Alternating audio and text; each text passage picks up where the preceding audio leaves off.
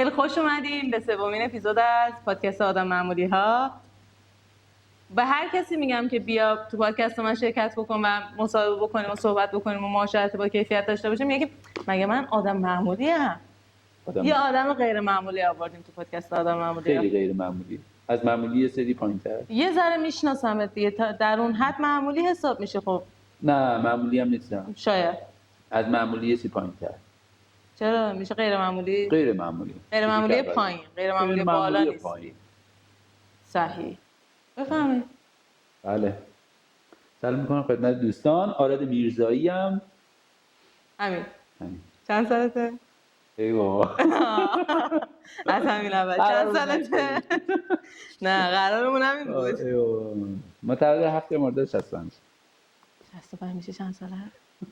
ای بابا. 70 95 30 متولد دهونک 39 سالته؟ شمرون کمتر 38 7 37 سالته؟ کی؟ نه بابا نمیخوره. 27 سال ورزش کردم، زندگی خوب، آدم معمولی. یه آدم معمولی شکل بچه‌ها 37 سالشه ولی 27 ساله دیده میشه. چجوریه 37 سالته 27 ساله دیده میشی؟ جان 37 سالته ولی 27 ساله دیده میشی. شاید بگم به خاطر انرژی خوب، به خاطر مجرد بودن. آره اینا میشه. نه چرا، خیلی از آدم‌ها هستن مجردن ولی خب شکسته شد به خاطر مشکلات و بهای دیگه که تو جامعه داریم میبینیم. ولی خب میتونم بگم از 15-16 سالگی به طور حرفه‌ای رفتم ورزش و فلان و اینا، این دوچرخه سواری تو سبک‌های مختلف همه رو مثلا امتحان کردم. بعد کوهنوردی، جنگل نوردی، میدونم صخره‌نوردی و اینا. شاید بگم وقتی ترکیبشون کردم یه آدم سرزنده که میتونم بگم طی یک هفته ما وقتی حالا داره نمیدونم انرژی های منفی چه از طرف مثلا دوستان چه از طرف حالا کار و فلان و اینا خانواده و بهای دیگه، خیلی از دوستان یعنی تو سطح جامعه وقتی نگاه کنی کلی از این آدم ها هست انرژی هاشون جمع شده و نمیتونن انرژیشون رو تخلیه کنن، باعث میشن که روز به روز شکسته تر بشن. ولی خب من اینجوری هم که میرم کوهستان با مدیتیشن کردن، حالا این مدیتیشنی که میگم مثلا این نیست که بشینیم توی خونه یه هود روشن کنیم و نمیدونم شروع کنیم بشینیم آهنگ چکی دارم آره مثلا یا یه ملودی خیلی کوچولو یا مثلا یه آهنگ لایت بذاریم شروع کنیم. نه اینجوری نیست. من میرم مراقبه میکنم، بعد از مراقبه شروع میکنم مدیتیشن کردن، یعنی خارج کردن بارهای منفی درونم، چون نمیخوام با همون بارها دوباره شنبه‌ام آغاز کنم. یه شنبه متفاوت، یه آدم متفاوت. همیشه اینه؟ آره همیشه همینه. بدون میکنم که وقتی این کارو کردم، یعنی از موقعی که شروع کردم احساس میکنم یه آدم تو درونم احساس میکنم یه آدم دیگه یه چرخش دارم میگم و فکر میکنم اگه یه سری از حالا دوستانم یا مثلا آدمایی که میشناسمشون مثلا این تمرین کوچولو رو تو برنامه‌های زندگیشون داشته باشن، یعنی تو با تمرین کردن میتونی مثلا توی خونم حتی این کارو بکنی، فقط اون محیطو برای خودت مهم. بس به انرژیه که جوان به انرژی و آدمای خوبم میشه بود. حتما باید آدم خوب داره برات باشه تا خوب باشی. خب آدم خوبم نباشه، اگه آدم بدم باشه من تبدیلش میکنم به یه آدمی که لبخند بزنه. چرا؟ چون اون بار منفیشو میگیرم و یه بار مثبت میشه و این باعث میشه که اون آدم دارای بار مثبت بشه و اون انرژی رو بهش تزریق میکنم و خیلی وقت اینا رو میبینن. من خیلی وقتا جا اینکه خودم رو معرفی کنم، این انرژی منه که منو معرفی میکنه. یکم عرفانی داره میشه. از اینایی هستی که کائنات و کارما و هر چی بدی همونو میگیری یا اینو نه، یعنی واقعیت ها رو در کنار چیزای دیگه قبول میکنم. این طرف میاد اینجوری هم فلانم بیسارم اینا، میگم خب آره اوکی، ولی خب در کنارش تو همه اینا رو جمع نکن با خودت، تمام افکارها، فکرها یا مثلا هر اتفاقی که برات افتاده تو داری از 10 سال قبل با خودت میکشی. اگه بخوام یه مثال خوب بزنم، من یه مثال خوب بخوام بزنم، فکر کن مثلا این یه آدمه که یه کوله پشتی داره و این کوله پشتیش مثل چی بگم، مثل اینکه مثلا کلی نخ آویزون کرده باشی، قوطی قوطی قوطی قوطی قوطی و توی این قوطی ها کلی فکر و افکارهای منفی و کلی اتفاقات این پشت سرش داره میکشه بدون اینکه بخواد و بدون اینکه باور داشته باشه. وقتی صحبت میکنه لابلای تمام جملاتش، لابلای تمام اون حرفاش میتونه اینو حس کنی. یا من آراد اینجوری هم که مثلا میرم مدیتیشن میکنم و چون مدیتیشنرم میتونم درک کنم، چون انرژی و بار منفی ندارم و همش مثبت فکر میکنم یا مثلا انرژی و بارهای مثبت هم سعی میکنم سیو کنم، اینجوری فکر میکنم که وقتی با یه فردی صحبت میکنم خیلی راحت متوجه میشم که این ناراحته، خیلی راحت متوجه میشم که این دچار مثلا چی بگم افسردگی پنهان شده و وقتی بهش میگم قبول نمیکنه، تا اینکه بهش مثال بزنم فلان کنم بگم مثلا آره تو هنوز که هنوز درگیر مثلا یه شخصی هستی توی زندگی، هنوز با اینکه مثلا وارد یک رابطه شدی یا مثلا دوستی فلان اینا، هنوز که هنوز به اون رابطه قبلی فکر و اون طرف با اینکه منو نمیشناسه بعد من اینو میگم. چرا؟ چون حرفایی که میزنه میگه ما حرفایی که میزنیم دقیقاً از جاهایی نشأت میگیره که اتفاق افتاده، دردهایی تومون هست که شاید با گفتنش با یه فرد دیگه یا یه آدمی که نمیشناسیمش باعث بشه یکم سبک شی، ولی هیچ موقع نمیتونیم با خانواده‌مون یا مثلا با داداشمون یا مثلا با همچین شخصی یا مثلا خواهرزاده‌مون این حرفا رو بزنیم. چرا؟ خب چون نمیتونیم، نمیشه. چون احساس نه چون احساس میکنیم که این آدم قابل اطمینان نیست. وقتی با یه غریبه حرف میزنیم اون آدم وقتی به ما یک انرژی تو هم با مثلا چی بگم احساس امنیت کردن به ما میده، ما دوست داریم باهاش صحبت کنیم، خوش کلام شدن. شاید چون دیگه دوباره اونو نمیبینیم یا قضاوت یا داستانه قبلمون رو نمیدونم. من خیلی از دوستان بودن که مثلا چون استایلم جوریه که خیلی وقتا اول اسکولم، خیلی وقتا به آمیان بگم لشم، مثلا منو میبینن اول بار که میبینم مثلا 1000 تا فکر و افکار منفی تا زمانی که با من صحبت میکنم. وقتی با من صحبت میکنم و شروع میکنم صحبت کردم باشون، بهشون انرژی میدم، شده مثلا رفیق من با من صحبت کرده بعد یه مدت، یعنی رفته بودیم با بچه‌ها مثلا یه کافه نشستیم اینا فلان اینا و من دیدم این اینجاست، این بنده خدایی که من از من یا مثلا در مورد من یه فکر دیگه میکرد به خاطر حال ظاهرم و اینا. بعد ازم خدمت که بعد موقعی که در مورد یه کتابی به نام کتاب رو بگم که معرفی کن. آره کتاب معرفی کردم به نام بعد دیگر وجود از خوزه سیلوا، یکی از کتابشه. بعد در مورد این داشتیم صحبت میکردیم و خب تو این راستا یه کتاب دیگه هم خونده بود، به من داشتم توضیح میدادم بهش. بعد آخر سر برگشت اینجوری که آره من واقعا از تو معذرت میخوام. گفتم چرا؟ گفت من در مورد تو یه فکر دیگه میکردم، واقعا تو رو قضاوت کردم، واقعا لباست من تو رو قضاوت کردم. گفتم که والا چی بگم، قضاوت کردی دیگه، دست من نیست دیگه، تو ذهنت نیستم. و اینکه اینجوری و من معتقدم که این حالا جوون موندن و فلان و بسار اینا همش برمیگرده به انرژی ما، چه انرژی از چه شخصی بگیریم یا چه جور انرژی رو درمون سیو کنیم.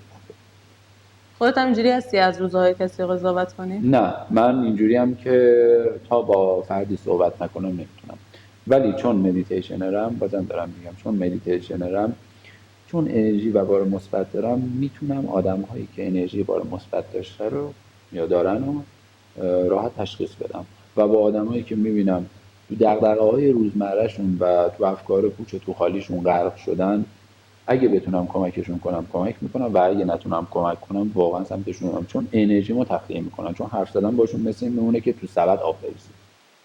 خوردی بهشون تا؟ آره خیلی انرژیمو گرفتن، شب اومدم واقعا نتونستم بخوابم. چرا؟ میگه موقعی که دو نفر دارن تبادل اطلاعات یا تبادل انرژی میکنن، من آراد اگر 5% انرژی مثبت داشته باشم و اون 0% داشته باشه، یعنی من اگه به اون 5% بدم، خب قاعدتا خودم 10% انرژی 10% انرژی مثبت. ولی خب بعضی از آدما هستن با اینکه انقدر این انرژی های منفی احاطهشون کرده که تو هر چقدر بخوای بهشون انرژی منفی بدی، مثل میمونه که میریزی آب میریزی تو سمن. نمیخوان سیف کنن، نمیخوان از اون تاریکی درونشون بیان. مثلا همینو مثلا میکنه مثلا سمتشون. و یه بار این کاری کردم، واقعا من شب بدی داشتم و سعی میکنم سمتشون. اینم آدم مثبت، اینم آدم که انرژی بهت میدم، میتونی بگی بخندی. منطقی. هر چقدر که تو اپیزود اول گلگه موزیسین ها رو داشتیم و تو اپیزود دوم خندیدیم، تو اپیزود سوم خیلی انرژی و کائنات و عرفانیه و کلا داره عرفانی میشه. پشت صحنه دارن خوابشون میبره. یه جا رفت بخوابه کامل، بالش برده. دوستات هم اینجوری هم انرژی خودتن؟ چون الان من چیزی که میبینم با کسی که بیشترین تایم تو میگذرنی اصلا اینجوری. خب ما هم اینجوریم که مثلا خب همون میبینیم، اینجور نیست که مثلا بشینیم یه گوشه هم دیگر کار متفاوتی انجام میدیم. مثلا یه بار میریم برای دوچرخه سواری، یه بار میریم برای مثلا ورزش صبحگاهی، یا مثلا عصرا میریم مثلا میریم کوهی جایی مثلا. یعنی اینجور نیست که بشینیم کنار هم مثلا از یک دیگه یا مثلا از هم دیگه تعریف کنیم.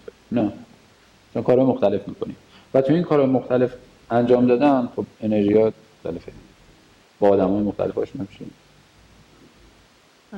ولی آدمای منفی روش مقدار میگم تشخیص میدی که نری دیگه سمتشون. آره، مثل این میمونه که مثلا آدم منفی مثل این میمونه که یه تبلیغ بود توی تلویزیون، سیگار میکشیدن اینجا جمع میشد.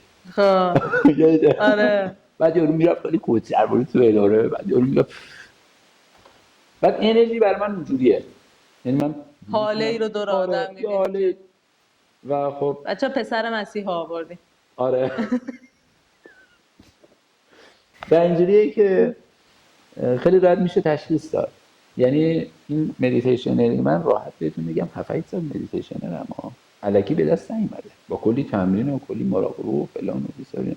یعنی اینکه مثلا یکی بیاد بگه من مدیتیشنرم، بعد بیاد بشینه جلوی من با هم تبادل اطلاعات کنیم تا بگم مدیتیشنره. یعنی از مدیتیشنرها بپرسی بهتون میگن فرق بین یوگا، مدیتیشن و یه مدیتیشنره واقعا زمین تاسه. میدونی که میشینه آی من انرژی گرفتم، با همه چی خوبه، همه چی عالیه. ایت میگیری یا کامنت منفی میدم. نه اوکی، حتی نزنیدش. آره و این که اینجوریه، ولی خب اونام دوست داشتنی هم جمع کردم. شما هم دوست. سوال اولمون اینه که چه چیزی باعث میشه خودت آدم معمولی بدونی ولی تو خودت غیر معمولی میدونی؟ خب سوالت نه دیگه، قبلش گفتی چرا معمولی؟ نه خودت غیر معمولی میدونی. غیر معمولی خب یه آدم معمولی یه سری کارو گفتم انجام میده. یه سری آدم غیر معمولی خب مثلا اگر آدم غیر معمولی کسیه که یا تعدادش خیلی کمه مثلش، خب یا فقط خودشه. احتمال داره مثلا منم باشه. مثلا علی دایی فقط خودشه. آره علی دایی خودشه. ایلان ماسک خودشه. ایلان ماسک هم خودشه. آرادم خودشه. خب شبیه تو شاید باشه. نه نیست. چقدر مطمئن؟ میریم بعدی. میریم بعدی. مگه میشه تو کره زمین بین من دوتا باشه؟ نه شبیه کاری که تو میکنی کسی نیست مثل ایلان ماسک. احمق باشه بره توییتر رو بخره بیاد عوضش بکنه، محدودیتش اینجوری بکنه اونجوری بکنه. نیست مثل اون نیست، ولی هست کسی که توی دنیا حداقل دومیش هست، کسی که بره کوهستان دومیش باشه که تو کوهستان دیوونه بازی در بره و تو سنگ نوردی همینجوری یخی بره بالا. آره خب هست و ترکیب کنه، فری رانینگ رو با پارکور ترکیب کنه و های دیگه کلی رکورد زنی کنه. ولی خب اینا هست، شاید باشه ولی توی تهران نیست. خب تو زندگی روزمرت که اصلا من هیچ اطلاعی ندارم. من با آراد کلا 2 تا دیدار داشتم. یکی دیروز، یکی هم 1 سال پیش این دوچرخه سواری که قرار بود بیاد مثلا بشه مربی سبک انجوی دوچرخه سواری من. که متاسفانه نشد. خط خاموش اصلا محو شد. من 2 بار کلا این شخص رو دیدم، یعنی هیچ اطلاعی از لایف استایل اینجور چیزاش ندارم. نمیدونم، فقط عجیبه. خودم هم تازه بهش گفتم چطوری خودش من دیگه حمله کن نمیخوای. چرا نمیخوای؟ واقعا چرا نمیخوای؟ اصلا از زندگی روزمره چرا نمیخوامش حالا بعدا ولش کن. زندگی روزمرهش هیچ اطلاعی ندارم. تو زندگی روزمره چه لحظه‌ای هستش که خیلی دوستش داری؟ هم تکرار بشه خسته نمیشی ازش؟ تکرار بشه خسته نمیشم. آخه خب خیلیه. تو یه روز هر روز هر روز دوچرخه رو با یه اوقات برمی‌دارم. البته یه روز در میونه ولی خب هر روزم سوار بشم خسته نمیشم. اون یکیشه. و اینکه آره شلوارک میکنم، بعد آرزم خدمت زنگ میزنم به رفیقام، اولش که هست، اگه نباشه زنگ میزنم دوم، اگه باشه با همین اولی. یه چالشی که تو زندگی تا الان باش مواجه شدی یا حلش کردی یا حلش نکردی کلا، اون چالش چی بوده؟ چقدر سخت بوده برات؟ دوتا از عزیزانم از دست دادم، یعنی یکیشونو عید مثلا سال 90 عید سال 91، یکیش عید سال 92 دست دادم. این دوتا خیلی برام سنگین و من دقیقا تایمی بود که با یه بنده خدایی آشنا شده بودم، مدیتیشنر و یه جورایی هم معتاد. یعنی با کمک اون تونستم از این تایم هست، یعنی از اون داغونیت، از اون لحظه، از اون نمیدونم فلان اینا خلاصه در. و فکر میکنم اون چالشی ترین روزای من. حالا شاید خیلی یا دیگه بگم مثلا یارو برشکست شده به قول خودت فلان اینا، ولی خب تا حالا شده تو زندگی لحظه باشه که حس کنی برای این کار کافی نیستی؟ نه نشده.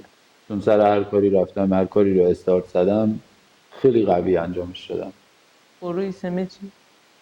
روی سمج نه، چون احساس میکنم آدمیم که حالا این کار بستگی داره چجوریه، بستگی داره فنی باشه، بستگی داره فکری باشه، بستگی فلان باشه، ولی تو هر کاری که رفتم 100م گذاشتم.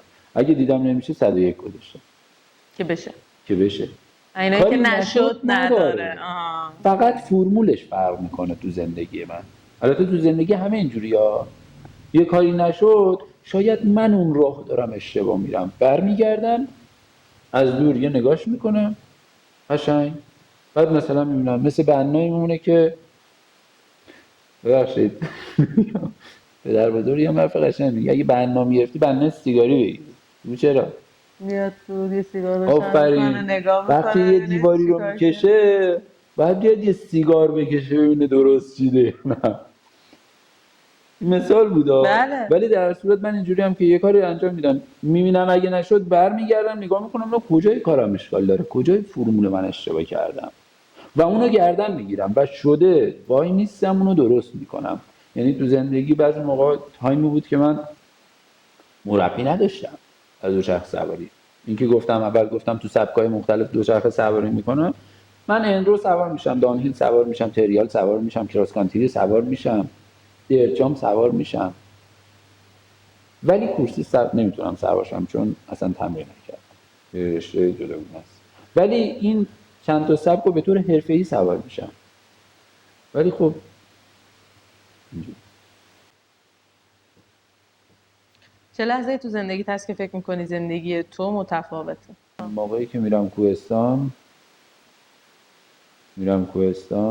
یا مثلا روی صخره خیلی بلند وای میستم، خیلی بلند، یا به موقعی که مثلا آویزون میشم ازش، شاید خیلی آن کارو بکنم. تک و تو میدونم یه سری از رفیقام هستن. یا مثلا موقعی که میرم بالای یه برجی مثلا 27-28 میرم روی تاپر، میرم نوک نوک و کل شهر رو، کل حالا تهران زیر پامه احساس میکنم. لحظه‌ای که خیلی هیجان انگیزه رو تو متفاوت می‌بینی؟ هم آدرنالین هم هیجان. اینم باسم فرق نمی‌کنه. سولو سخت کجا سخت؟ خیلی ساده و معمولی. حالا کلی چیزای دیگه هم میتونم بگم که این همینو متفاوت بودنه. نه دیگه اون چیزی که شاخصه شاخصه دیونه اون داره بازی نوت نه. برداری میکنه. آقا نوت برداری ای بابا پشت صحنه نوت برداری. آره نوت برداری اصلا کار غلطیه، اطلاعات مردم رو برندارین. تو روز چه چیزی بهت انگیزه میده؟ صبح پا بشی؟ صبح پا میشم خودم به خودم انگیزه میدم، نه الا اینکه یه آدمی وارد زندگیم بشه به من، ولی چون کسی نیست توی زندگیم خودم به خودم. تنها زندگی میکنی؟ مادر بزرگ و اینجوریه، یعنی خودم به خودم انگیزه میدم که یعنی صبح پا میشم میگم سلام صبحت بخیر، خب بریم چیکار کنیم، کجا بریم، خب کار چی باشه. چیز شاخصی نیستش که بگی من نسبت به این انگیزه میگیرم. سعی میکنم خودم انرژی خودم خودته. انرژی خودم. اگه نتونستی یه روز خودت به خودت انرژی بدی چی؟ اگه یه روز به خودم انرژی ندادم میذارم زیر گوشه خودم میگم که انرژی بگیر بعد برو، اصلا ربطی نداره انرژی نگیری. شاید یه فریما چیز جان دیدی یکی هست از من دیوونه تر. من تو آینه با خودم حرف میزنم بچه‌ها میگن نبوده. واقعا خدا خیلی خوبه. آراد 37 ساله الان به آرادی که 37 سال دیگه 37 سال دیگه آره به چند دنیا سالم میاد که میشه؟ بشه 37 سالش دیگه. خب واسه اینم الان من الان یه 27 آرادی به سالمه. دنیا میاد خب خب 37 سال دیگه میشه 37 ساله. خب توی که الان 37 سالته به اون 37 ساله چی میگی؟ خب من آراد 27 ساله میام چه 27 چه 37 27 آرزم خدمت من آراد 27 یا همون به قول شما 28 به اون آراد نکنه اشتباه گفتی 48 سالته. یا خدا یعنی انقدر چی میگی؟ میخوام بگم که موقعی که به دنیا میای تا 5 سال دیگه چی نمیفهم، دست خودت نیست نفهمی. دست مام باباته. تا 10 سالگی هم میتونی اولد اسکول باشی، یعنی اولد اسکول میشی بخوای نخوای. با پشت صحنه بودم. با پشت صحنه خب تو صحبت تو بکن. تا 10 چرا سال این خودش میگذرونه تا اون سنی که تو بخوای این حرفا رو بزنی و میفهمه. تو یه نصیحتی بکن. آها اون نصیحت گذرونده. خیلی نصیحت آخه من الان معمول نصیحت آقا یه جمله میخوای بگی یه جمله. خب من الان باید یه موتوری داشته باشم نصیحت کلیک سوارا میاد. نصیحت نه. نصیحت یه جمله که خیلی به کارت بیاد. آراد داری میگم. آراد جان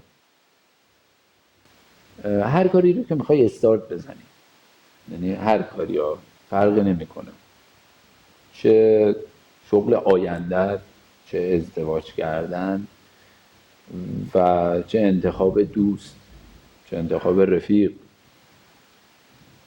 اولین کاری که میکنی ببین انرژی خوب بهت میده یا نه، یعنی عامیانش بگم باش حال میکنی یا نه.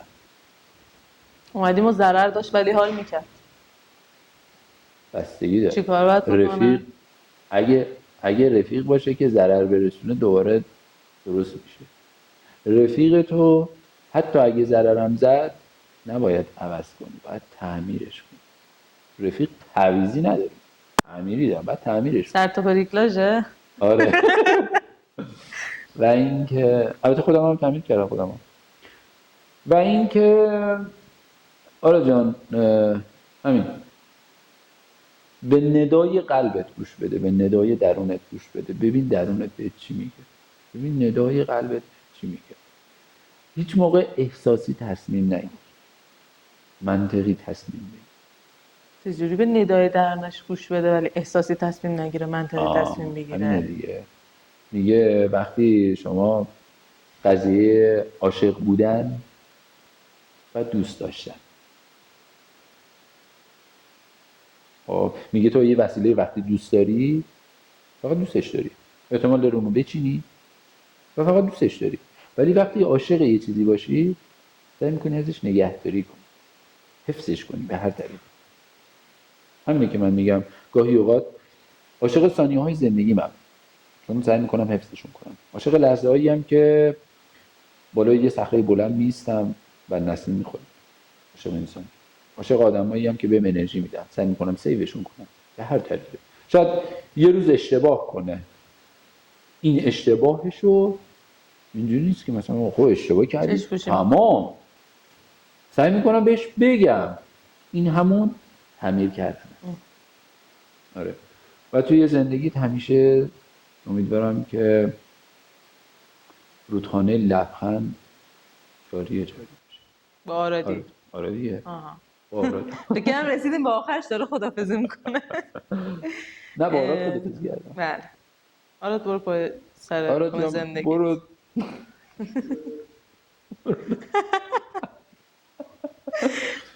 تو زندگی چه چیزی تو رو از مسیرت منحرف میکنه؟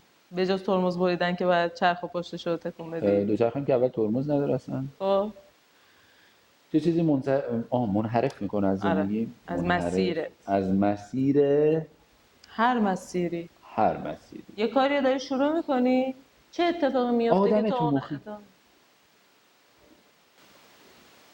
آدم تو مخی. بگو چرا؟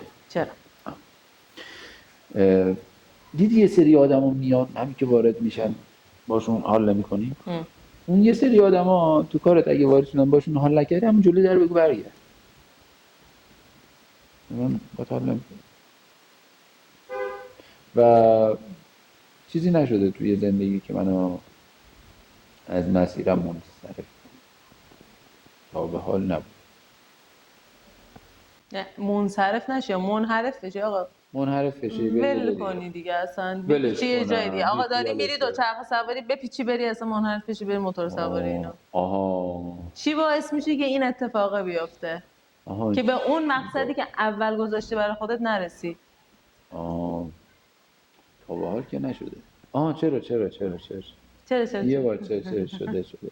آره یه شخصی واقعا من از مسیر زندگیم دور کرد، بعدم نشد، بعدم دوباره برگشتم تو مسیر زندگی. این برگشت گذاشته و اینکه تجربه خوبی بود. این شخص وقتی وارد زندگی من شد، برای شخصی میگم رفیق نه جنس مخالفه، خب همه الان وارد یه رابطه میشم فکر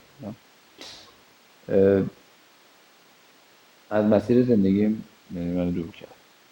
وارد جوری میخواست که مثلا من باب سلیقه اون باشم. تغییر بده. آره تغییر ندید دوستان. خب متاسفانه آراد خیلی بد تغییره و دیدم که نمیشه اینا نمیشه دیگه. رها کرد. و این رها شدنه باعث شد که از من میگه چه خوب شد که یک سری آدم اومدن توی زندگیم باعث شدن که از ورژنی که هستم قوی تر شم. این سوالو مهمون اولمون پرسیده. چه چیزی به این جهان اضافه میکنی که جهان زیباتر بشه؟ انرژی. جذابه. گرونه قشنگ جذابه. از مهمون بعدیمون ما بخوایم یه سوال بپرسیم چه چیزی بپرسیم؟ اکی؟ مهمون بعدی. از مهمون بعدی.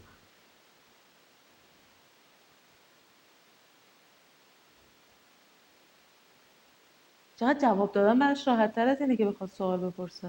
آره نه آخه سوالی که میپرسم بعد ببینم یادم معمولی داری مهمون بعدی از اینم نمیدونست مهمون بعدی کیه، دختره، پسره، ورزشکاره، نوازنده است، آشپزه. و اینکه نه میخوام یه سوالی بپرسم که میدونم تو زندگیش یعنی اینو شاید زندگی کرد پشت شاید مثلا جریان داشته یعنی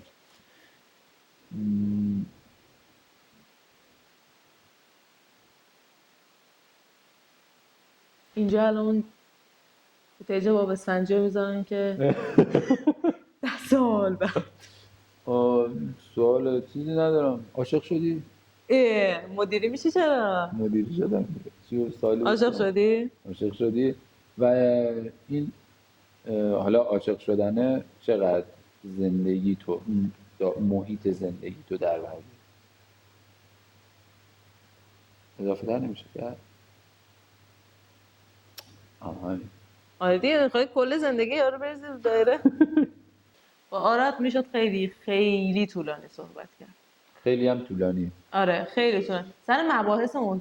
طبیعت گردی که باهاش رفتیم دوربین و میکروفون رو اونجا میبریم اونجا ازش سوال میپرسیم. یعنی نگو که میخوای اونجا سوالای مدیتیشنی بپرسی. شاید آقا بچه‌ها هر سوالی دارین شما بنویسین یا بیاین تو اینستاگرام به من بگین من میام ازش در بپرسم. مورد طبیعت گردی و کمپر و های دیگه. در مورد همه چی. آره یا در مورد همه چی میتونه باشه. از آدم عجیب غریب و معمولی میخواید سوال بپرسید، حتما نباید خیلی خیلی خیلی گنده باشه، معمولی، چیز خیلی باشه خیلی معمولی، ولی خیلی خیلی معمولی. غیر معمولی. آره. از من آراد معمولی به شما معمولی خیلی تر. معمولی، امیدوارم که رودخانه لبخند همیشه جاری باشه. من دیگه خدافظ.